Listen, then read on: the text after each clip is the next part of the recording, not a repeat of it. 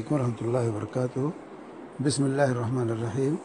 الحمد للہ رب العالمین، الصلاۃ والسلام علی خاتم الانبیاء والمرسلین وعلی آلہ وصحبہ اجمعین، اما بعد۔ یہاں ایک بہن نے ایک ویڈیو کلپ بھیجی ہے جس کے اندر بہلول کا واقعہ ایک صاحب نے بیان کیا ہے۔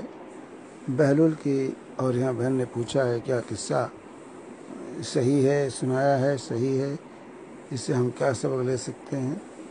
تو اس میں بہلول کی شخصیت کوئی ایسی شخصیت نہیں ہے کہ جس سے کچھ سیکھا جائے۔ بہلول جو ہے ایک شیعہ اور صوفی آدمی تھا اور ہنسانے والا، چٹکلے سنانے والا انسان تھا، پاگلوں کی طرح رہتا تھا۔ اس کو عاقل المجانین کہا جاتا ہے عربی میں، یعنی مجنونوں میں، پاگلوں میں عقل مند۔ اور ادبی دنیا میں، ادب کی کتابوں میں اس کا ذکر ملتا ہے، ویسے اسلامی کتب میں اس کی کوئی حیثیت نہیں ہے۔ اور یہ ہنسانے والا انسان تھا۔ اس پر ڈرامہ بھی لوگوں نے تیار کر رکھا ہے بہلول کا۔ اس طرح کے قصے اور کہانیاں جو بیان کی جاتی ہیں یہ سننے کے قابل نہیں ہوتی۔ یہاں جو قصہ بیان کیا گیا ہے کہ وہ ریت کا گھر بنا رہا تھا، ہارون رشید کو بھی بیوقوف بتایا گیا یہاں کہ ہارون رشید پوچھا کہا بہلول کیا کر رہے ہو؟ اس نے کہا گھر بنا رہا ہوں۔ تو کیا کرو گے؟ اس کہا جو اس کو مجھ سے خریدے گا اس کے لیے دعا کروں گا۔ کتنے بیچو گے؟ 1 دینار میں۔ کہتے ہیں ہارون رشید نے نہیں خریدا، ریت کے گھر کو خرید کیا کہ 1 دینار بھی؟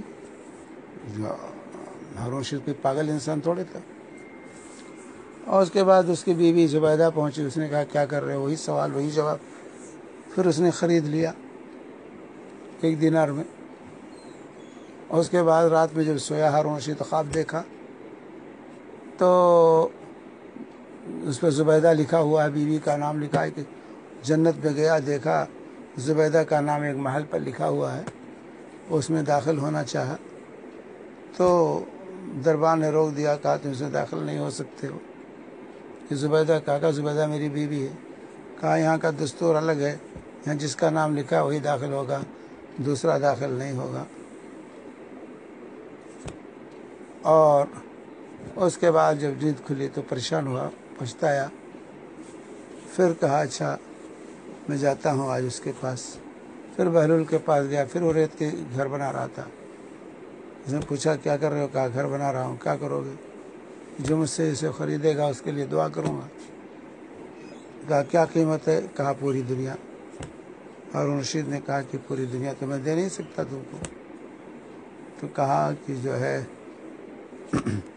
اندیکھے کا سودا جو ہے وہ اصل سودا ہوتا ہے۔ اب تم دیکھ کے آئے ہو اس لیے مہنگا ملے گا، اصل سودا اندیکھے کا ہوتا ہے۔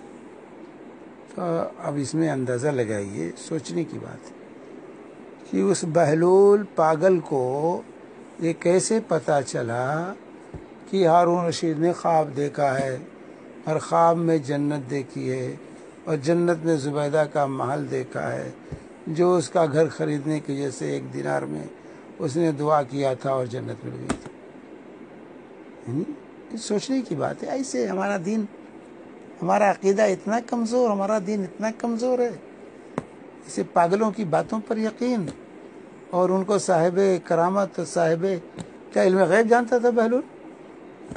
علم غیب صرف اللہ کے پاس ہے، کسی کے پاس نہیں۔ اس کو کیسے پتا چلا کہ ہارون رشید نے خواب میں دیکھا ہے محل کو، جنت کو دیکھا ہے ہارون رشید نے؟ علم غیب تو صرف اللہ تعالیٰ ہے نا۔ وَعِندَهُ مَفَاتِحُ الْغَيْبِ لَا يَعْلَمُهَا إِلَّا هُوَ۔ غیب کی چابیاں اللہ کے پاس، اس کے علاوہ کوئی نہیں جانتا۔